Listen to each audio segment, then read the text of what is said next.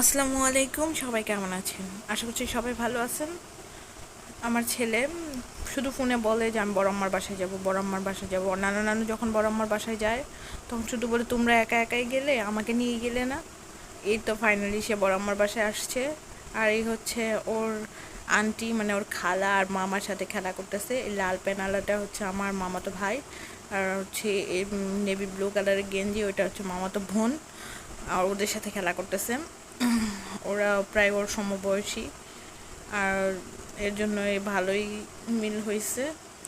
আমার মামাতো বোনটা মনে হয় হচ্ছে ওর থেকে হচ্ছে 1 বছরের ছোট, আর হচ্ছে এই মামার ছেলেটা মনে হয় 5 বছরের। এ দেখেন দুইজনের কাণ্ড। মামাতো ভাইটাকে দেখাইলাম, ও হচ্ছে আমার মায়ের চাচাতো ভাইয়ের হচ্ছে ছেলে। ওদের বাসা আমার নানু বাড়ির পাশেই, একদম পাশাপাশি। আর হচ্ছে এটা হচ্ছে আমার ছোটো মামার মেয়ে। ওর সাথে দেখেন রাত্রেবেলা কি খেলতেছে, আর আবার ছোট ছেলে দেখতেছে কি করতেছে এরা দুইজনে। এটা হচ্ছে ওই নানিদের বাড়িতে যে নতুন বিল্ডিং, এই ঘরটা তুলছে, এই ঘরের সিলিংয়ের উপরে দেওয়ার জন্য, মানে ঘর ঠান্ডা থাকার জন্য এই মানে ফুম টাইপের একটা কিছু আর কি। ওইটা দিয়ে ওরা দুইজনে খেলা করতেছে, এগুলো বাইরে রেখে দিছে। এই রুমের ভিতরে মূলত মানে ওই করবে, ওই সোফা রাখবে, এর জন্য আর কি এই রুমটা খালি আছে। এই রুমে ওরা খেলা করতেছে আর বারান্দায় খেলা করতেছে। বৃষ্টির দিন যেহেতু বাইরে যাইতে পারে না, আর এই রুমটাতে ওরা মানে সবাই মিলে খেলা করতেছে। আর হচ্ছে দেখেন ব্যাঙ, অনেকদিন পরে কুলু ব্যাঙ দেখলাম। এরকম ব্যাঙ আগে অনেক দেখছি। আর এই ব্যাঙগুলো রাত্রে ঘুমানোর সময় কিরম করে ডাকে, একদম ভয়ঙ্কর ভয়ঙ্কর লাগতো আমার কাছে খুব আগে। এখন হচ্ছে অনেক দিন পরে দেখলাম এই ব্যাংকটা ওরা সবাই দেখতেছে। আর বলতেছে এটা কোথা থেকে আসলো, এটা কোথা থেকে আসলো। ওরা অ্যাকচুয়ালি এটা সম্পর্কে ওদের ধারণা নেই, আর ভয় পাইতেছিল। আমার ছেলে বলতেছে মা এটা কি, ও কখনো ব্যাংক দেখেনি এর আগে। পরে বলতেছি এটা ব্যাংক, এটা ভয় পাওয়ার কিছু নেই বাবা, এটা কামড় দিবে না। পরে বলে মা এটা তাড়িয়ে দাও। পরে আমি আবার তাড়িয়ে দিচ্ছি, চলে যাচ্ছে ব্যাংকটা। আর এরা দুইজনে এই যে এগুলা উল্টাপাল্টা কাজ করতেছে, এগুলা সব বের করতেছে আর হচ্ছে খুলতেছে, খেলা করতেছে। আমিও মানা করতেছি না, খেলা করুক, পরে গুছাই রাখা যাবে নি। আর যে আমার ছেলে তো খেলার সাথী পাইছে। একদিন মাঝখানে একদিন ছিল মানে কারোর সাথে খেলতে পারে না, বৃষ্টি ছিল, ননস্টপ বৃষ্টি ছিল। আর ঝাড়ু নিয়ে খেলা করতেছে, ঝাড়ু টাড়ু যা পাচ্ছে সব নিয়ে খেলা করতেছে।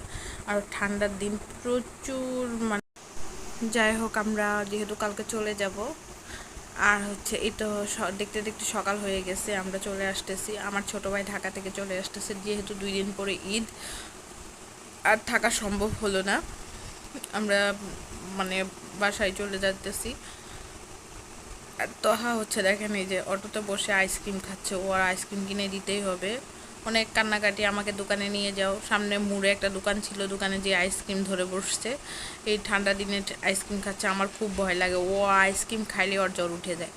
আমার মানে আমি ওর আইসক্রিম থেকে খুব দূরে রাখি, ঠান্ডা জিনিস থেকে খুব দূরে রাখি। তারপরও কি করব, বাচ্চা তো বুঝে না, দোকান দেখলেই আইসক্রিম খাইতে চান, কিছু করার নেই।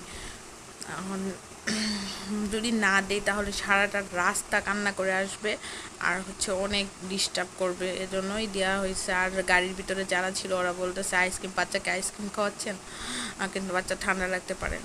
আমরা এই যে সিএনজিতে এখন বর্তমানে অটো থেকে সিএনজিতে উঠছি, আর হচ্ছে প্রায় চলে আসছি আমাদের বাসায়। এটা হচ্ছে ফ্লাইওভার, মানে ওভার ব্রিজ যেটা বলে আমাদের জামালপুরের ফ্লাইওভার।